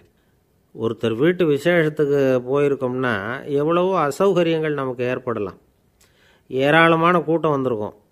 எல்லாரையும் அவங்க வந்து தனித்தனியாக கவனிச்சிக்கிட்டு இருக்க முடியாது. நாம் தான் அனுசரித்து நடந்துக்கணும். நாமளாக போய் வாழ்த்த வேண்டியவங்களை வாழ்த்தி விட்டு வந்து சேரணும். அதை விட்டுட்டு பத்திரிக்கை கொடுத்தானேன்னு போனேன், கவனிப்பே சரியில்லை அப்படின்னு புலம்பிக்கிட்டு இருக்கக்கூடாது. ஒரு விருந்துக்கு போனால் அங்கே எப்படி நடந்துக்கணும் அப்படிங்கிறத பற்றி கூட அனுபவசாலிகள் சில விவரங்கள்லாம் சொல்லியிருக்கிறாங்க. இந்த காலத்தில் கல்யாணம், பிறந்த நாள், அது இதுன்னு நிறைய விருந்துகள் நடக்குது. அதெல்லாம் எதுக்காக? மனித உறவுகளை வளர்த்துக்கிறதுக்காக தான், வேறு எதுக்கு? ஒரு விருந்துக்கு போனால் அமைதியாக பொறுமையாக போய் உட்காரணும். அடித்து பிடிச்சிக்கிட்டு இடத்த பிடிக்க போகிறேன் அப்படின்னு நிற்கக்கூடாது. முதல் பந்தி நடந்துக்கிட்டு இருந்தால் அது முடிஞ்சு இலை எடுத்து சுத்தம் பண்ணதுக்கு அப்புறம் போய் உட்கார்றது தான் நாகரீகம். இலை எடுக்கிறதுக்கு முன்னாடியே அங்கே போய் உட்காந்தா நல்லா இருக்காது. நீங்கள் சாப்பிட்டுட்டு உட்காந்துருக்கீங்களா, சாப்பிட்றதுக்கு உட்காந்துருக்கீங்களா, பார்க்குறவங்களுக்கு சந்தேகம் வந்துடும். அதே மாதிரி இலையில் எல்லா ஐட்டமும் பரிமாறினதுக்கு அப்புறம் சாப்பிட ஆரம்பிக்கணும். ஒவ்வொரு ஐட்டமாக வைக்க வைக்க நாம் பாட்டுக்கு எடுத்து உள்ளே தள்ளிகிட்டே இருந்தோம்னா எதை வச்சோம் எதை வைக்கலன்னு பரிமாறினவரே குழம்பி போயிடுவார். ஏன்னா எப்போ பார்த்தாலும் இலை காலியாகவே இருக்கும். சாப்பிட்றப்போ உங்கள் சாப்பாட்டையே நீங்கள் கவனிக்கணும். அடுத்தவங்க இலையில் என்ன இருக்குது, பக்கத்தில் இருக்கிறவர் எதை அதிகமாக சாப்பிட்றார், இதெல்லாம் நமக்கு என்னத்துக்கு? எல்லாரும் சாப்பிட்டு முடிக்கிற வரைக்கும் பொறுமையாக இருக்கிறது தான் நல்லது. நீங்கள் மட்டும் திடீர்னு பாதியில் எழுந்திரிச்சு பக்கத்தில் இருக்கிறவங்களுக்கு சங்கடமாக இருக்குமேங்கிறதெல்லாம் யோசிக்காமல் நீங்கள் பாட்டு எழுந்திரிச்சு போகக்கூடாது. பக்கத்தில் உள்ளவங்க உங்களை எழுந்திரிக்க சொன்னால் எழுந்திரிச்சு போகலாம். விருந்துகளில் சாப்பாட்டை வீணாக்கிறதே ஒரு நாகரிகமாக போட்டுது. இந்த காலத்தில் சாப்பாட்டுக்கே கஷ்டப்பட்டுக்கிட்டு பல பேர் இந்த உலகத்தில் இருக்கிறப்போ சாப்பாட்டை வீணாக்கிறது எவ்வளோ பெரிய மோசங்கிறத நினச்சி பார்க்கணும். வேணுங்கிற அளவுக்கு கேட்டு வாங்கி சாப்பிட்றது தான் முறை. விருந்தில் இந்த பஃபே அப்படின்னு சொல்லி ஒரு முறை சொல்கிறாங்கல்ல, அதாவது உணவு வகைகளையெல்லாம் பொதுவாக ஒரு இடத்துல வச்சுடுறது, நமக்கு தேவையானதை நாமே எடுத்து ஒரு தட்டில் போட்டுக்கிட்டு சாப்பிட வேண்டியது. இதில் கூட சில பேர் தேவைக்கு அதிகமாக எடுத்து போட்டுக்கிட்டு வீணாக்குறாங்க. சில சமயம் வந்து கடைசியாக சாப்பிட போகிறவங்களுக்கு எல்லா ஐட்டமும் கிடைக்காம போகலாம். அதை போய் பெருசு பண்ணிகிட்டு இருக்கக்கூடாது. என்ன சார் இந்த அளவுக்கு கூடவா நாகரிகம் தெரியாமல் இருக்கிறோம், இதை போய் பெருசாக சொல்ல வந்துட்டீங்களே அப்படின்னு நினைக்கலாம். ஒருத்தர் 2 பேருக்கு இந்த விவரம் தேவைப்படலாம். அவங்க காதலையும் இது விழட்டுமேங்கிறதுக்காக தான் இது. ஒரு பெரிய கல்யாண விருந்து நடந்துக்கிட்டு இருந்தது. விருந்து மண்டபத்து வாசலில் ஒருத்தர் நின்றுக்கிட்டு வர்றவங்களையெல்லாம் ரொம்ப மரியாதையாக வணங்கி உள்ளே அனுப்பி வச்சுக்கிட்டு இருந்தார். எப்படி தெரியுமா? வர்றவங்க கையெல்லாம் பிடிச்சி முத்தம் கொடுத்து அதுக்கப்புறம் உள்ளே அனுப்பி வச்சுக்கிட்டு இருந்தாராம். கூட்டம்லாம் முடிஞ்சதுக்கப்புறம் அவர்கிட்ட போய் கேட்டிருக்கிறாங்க, சார் நானும் எவ்வளவோ விருந்துகளுக்கு போயிருக்கிறேன், இருந்தாலும் இவ்வளவு மரியாதையாக வர்றவங்க கைக்கெல்லாம் முத்தம் கொடுத்து வரவேற்கிறத இங்கே தான் பார்க்குறேன் அப்படின்னு சொன்னாங்க. அதுக்கு அவர் சொன்னார், அட போங்க சார், நான் முத்தம் கொடுக்கல, முந்தின பந்திக்கு வந்து சாப்பிட்டவங்களே அடுத்த பந்திக்கும் வர்றாங்களான்னு மோந்து பார்த்து அனுப்பி வச்சுக்கிட்டு இருந்தேன் அப்படின்னார். ஒருத்தர் மனசில் நிம்மதி இல்லாமல் உட்காந்துருந்தார். என்ன சார் விஷயம் அப்படின்னு விசாரித்தேன்.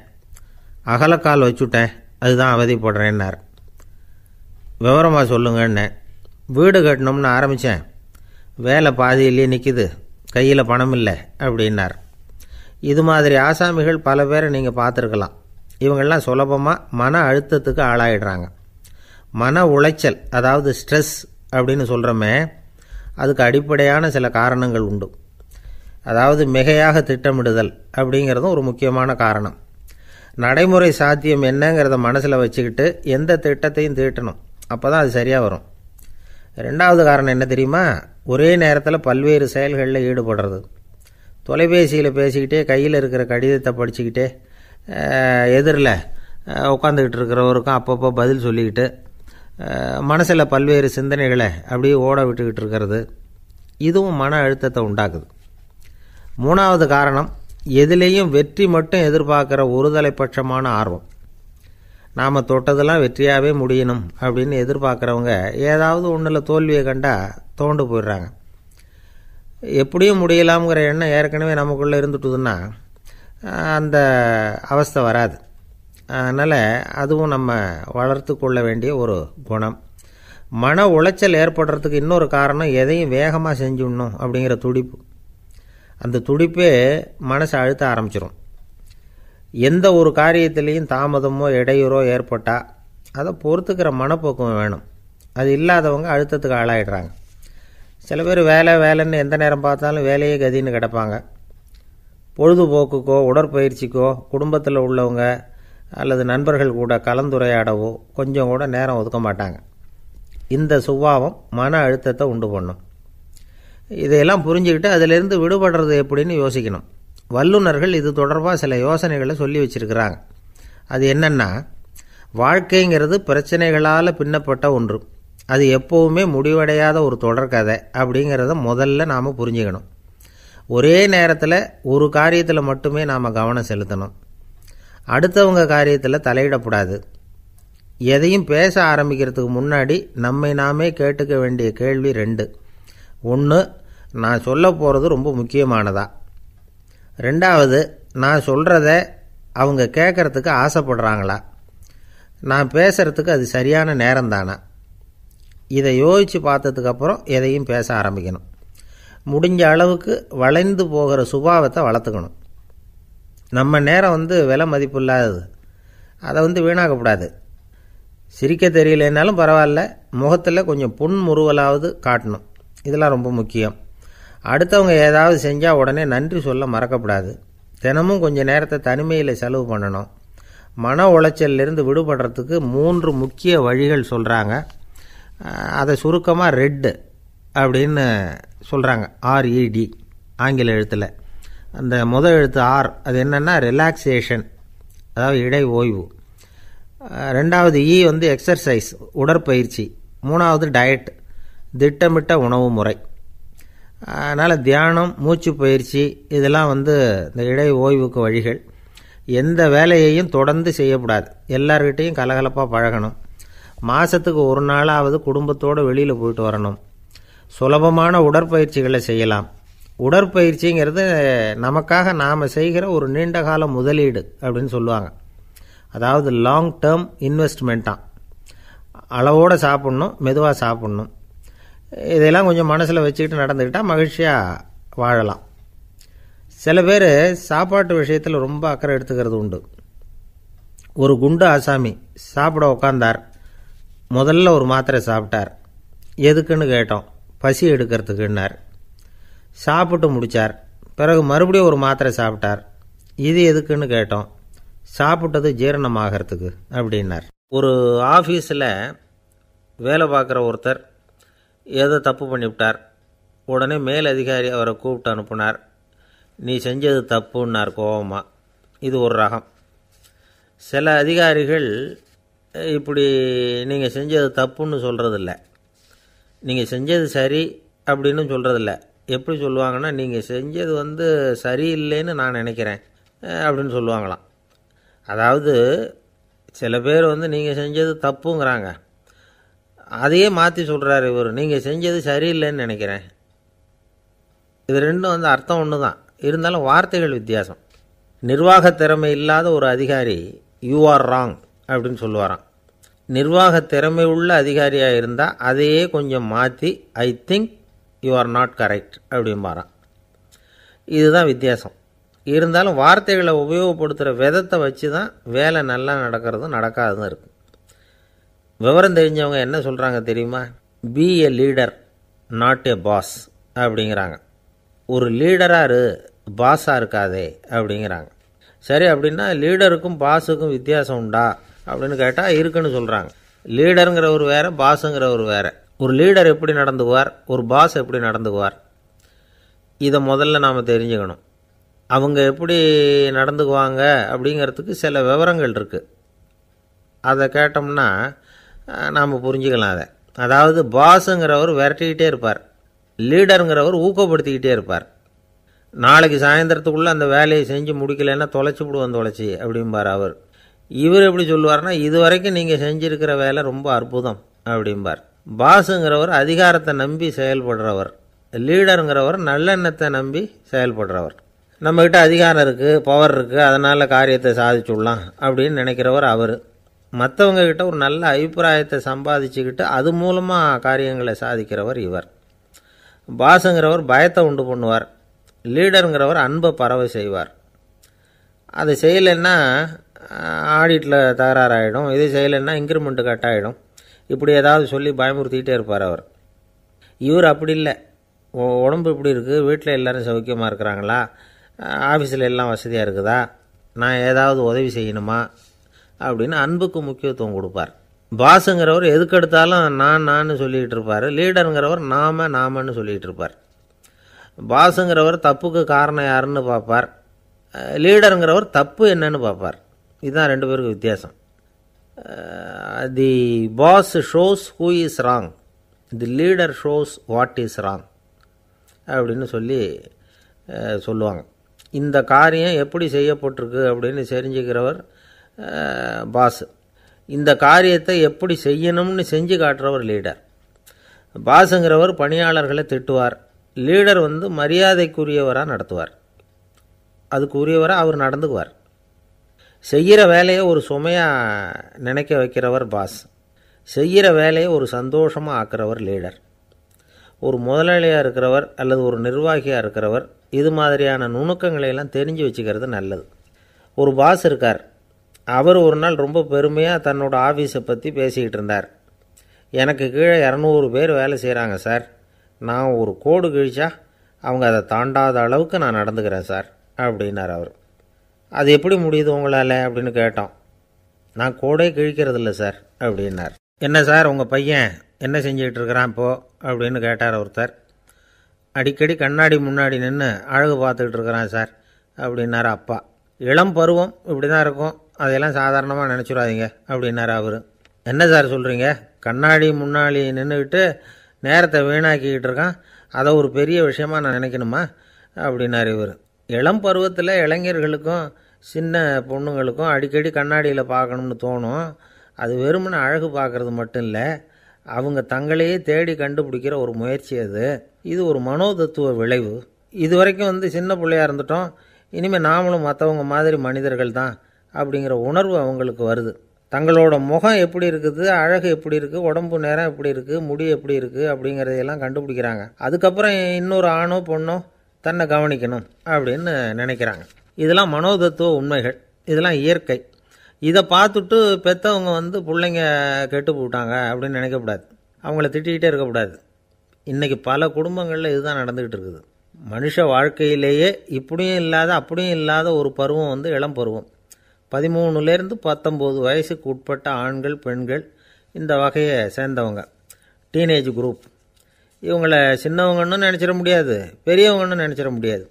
இவங்க ரொம்ப சென்சிட்டிவ். சமூகம் நினச்சா இவங்களை நல்லவங்களாகவும் ஆக்கலாம், கெட்டவங்களாகவும் ஆக்கலாம். கொஞ்சம் அக்கறை எடுத்துக்கிட்டால் பெரிய பெரிய மேதைகளையும் விஞ்ஞானிகளையும் உருவாக்கலாம். ஆனால் நடக்கிறது என்ன தெரியுமா, அநேகமாக இவங்களை யாருமே சரியாக புரிஞ்சுக்கிறது இல்லை, இவங்களை சரியாக நடத்துறதும் இல்லை. இது வரைக்கும் நாம் சொல்கிறத கேட்டுக்கிட்டு இருந்தான், இப்போல்லாம் அவன் இஷ்டத்துக்கு நடக்க ஆரம்பிச்சுட்டான் அப்படின்னு வருத்தப்படுற பெற்றோர்கள் அதிகம். இது வருத்தப்படுற விஷயம் இல்லை, சந்தோஷப்பட வேண்டிய விஷயம். உங்கள் புள்ள சொந்தமாக யோசிக்க ஆரம்பிக்கிறதும் நடந்துக்க ஆரம்பிக்கிறதும் ஒரு தப்பான விஷயமா? அவன் கடைசி வரைக்கும் உங்கள் பேச்சையே கேட்டுக்கிட்டு இருக்கணுங்கிறது என்ன நியாயம்? இன்றைக்கி இளைஞர்களை பெரியவங்க தப்பாக புரிஞ்சுக்கிட்டு தவறாக நடத்துறதுனால தான் அவங்களுக்கு வெறுப்பு, எரிச்சல், மனக்கசப்பு எல்லாம் உண்டாகுது.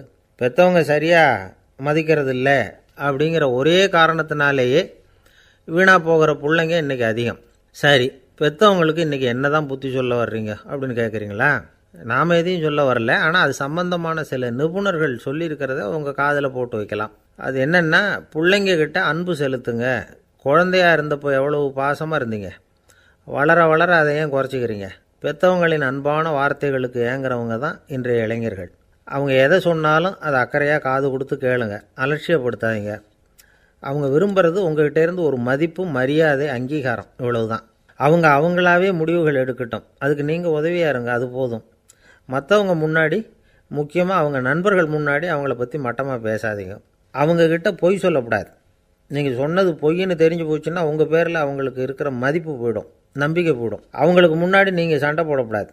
உங்கள் பிள்ளைய எப்பவும் இன்னொரு பிள்ளையோட ஒப்பிட்டு பேசுகிற வேலையே வேணாம். கூட பிறந்த மற்றவங்களோட கூட ஒப்பிடக்கூடாது. இப்படி செஞ்சால் அவன் உங்ககிட்டையும் பிரியமாக இருக்க மாட்டான், அவங்ககிட்டையும் பிரியமாக இருக்க மாட்டான். புள்ள எங்கே போகிறான், என்ன பண்ணுறான் அப்படின்னுலாம் துப்பறிஞ்சிக்கிட்டு இருக்கக்கூடாது. இளைஞர்கள் தனிமையை விரும்புகிறவங்க. அவங்கள பெட்டியில் வச்சு மூடி பாதுகாக்கணும்னு நினைக்கக்கூடாது. அவங்கள எப்படி பாதுகாக்கிறது அப்படிங்கிறது அவங்களுக்கே தெரியும். உங்கள் புள்ள எப்படி நடந்துக்கணும்னு நீங்கள் எதிர்பார்க்குறீங்களோ அது மாதிரி நீங்கள் நடந்து காட்டுங்க, அது போதும். ஒரு வீட்டில் அப்பாவும் அம்மாவும் பேசிக்கிட்டு இருக்கிறாங்க. என்னங்க, நம்ம பொண்ணு பெரியவளாயிட்டா, அடிக்கடி கண்ணாடி முன்னாடி போய் நின்றுக்கிட்டு இருக்கிறா, சீக்கிரமாக ஒரு பையனை பார்த்து கல்யாணத்தை முடிக்காமல் இப்படி மசன்னு கல் மாதிரி உட்காந்துருக்குறீங்களே அப்படின்னு சத்தம் போட்டாங்க. அந்த அம்மா, அவசரப்படாத, பார்க்குறதுக்கு கண்ணுக்கு அழகாக லட்சணமாக புத்திசாலியாக ஒரு பையன் கிடைக்க வேணாமா, அதுதான் பார்த்துக்கிட்டு இருக்கிறேன் அப்படின்னார் அப்பா.